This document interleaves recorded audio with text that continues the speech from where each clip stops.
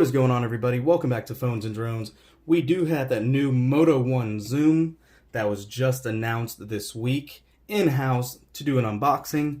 We'll be doing a whole bunch more on this phone as far as camera quality, as far as design, build, and really a review coming up in the near future as well. Stay tuned to this channel. We're going to have a whole bunch of iPhone 11 Pro Max hands-on and probably 11 Pro. Stay tuned to this channel. Thumbs up this video, guys. Comment down below. And don't forget to turn on notifications so you know when all these new videos get posted. It's that big Techtober time that we'll be coming into here shortly. We'll have a lot of Pixel 4 stuff as well. But for now, let's talk about this new mid-range offering that's pretty unique, that differentiates itself from some of the other Motorola lineup phones that they have recently. First things first, like I said, this is a mid-range device. It has an amazing price point for what you get. This is $399 right now on Motorola.com. It normally retails, I think, for $450. But for the specs you get on this device, it is pretty phenomenal. You are getting that unique quad camera setup. You're getting that new Motorola Batwing logo that kind of actually lights up and is now not useless. It is a notification LED. No longer fingerprint sensor or anything like that. The fingerprint sensor is under the 6.4-inch OLED display. Yes, it is an OLED. It is not an LCD display. So right off the bat, that is phenomenal. You are getting a larger battery in this. I believe it's a 4,000 milliamp hour battery that's supposed to give you 2 days of battery usage. We'll put that through the paces here shortly. You are getting a 48 megapixel main sensor that uses quad pixel binding, which for all you that know, it's basically 12 megapixel camera photo samples that are going to come out. This does have a new night vision mode. It has OIS on the zoom lens for stabilization as well. You have a 170 degree ultra wide angle lens in addition to that. Let's go ahead and get into this. There are a few color options. I like this purple version that they kind of showed. I think of it like a Thanos purple, but let's go ahead and see what it looks like live.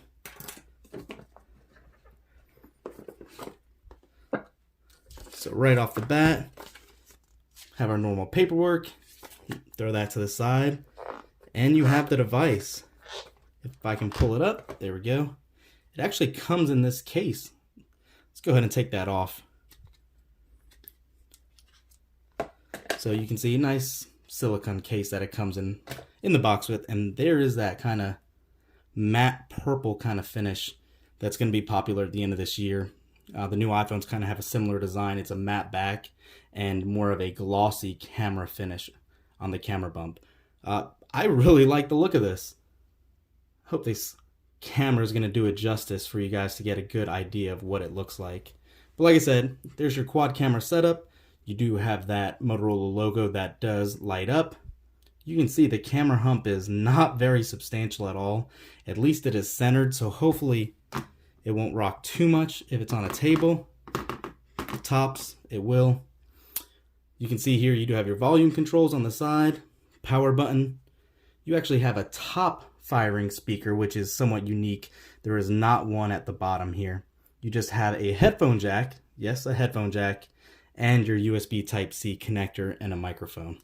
Nothing on the left side of this device. And you can see your SIM card slot at the top, a little notch. It's a good looking phone. That'll give you a good idea of what that display looks like. Let's go ahead and peel the plastic off. Let that power up and look at the box. More paperwork, pluck it.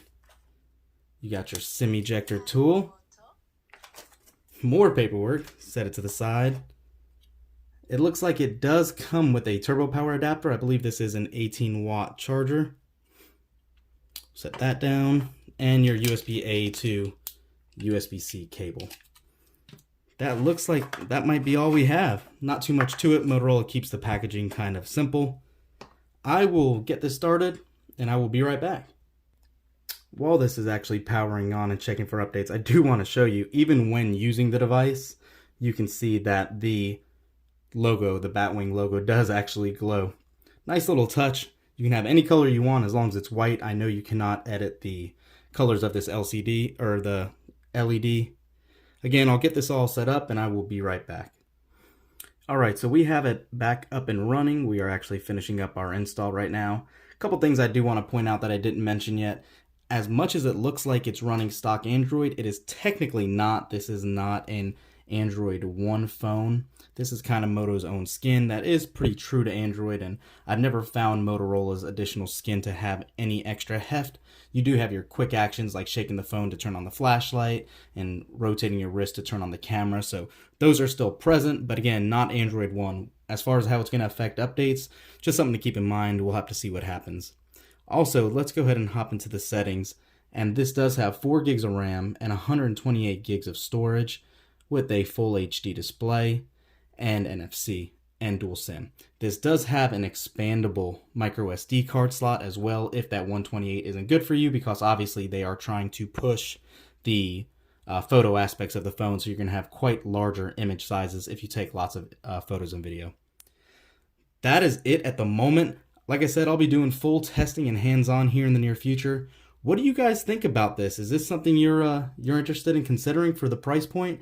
We are squarely in Pixel 3a territory here. Would you go with something like this over the Pixel? Leave a comment down below, guys. Thanks for watching, and we will catch you in the next one.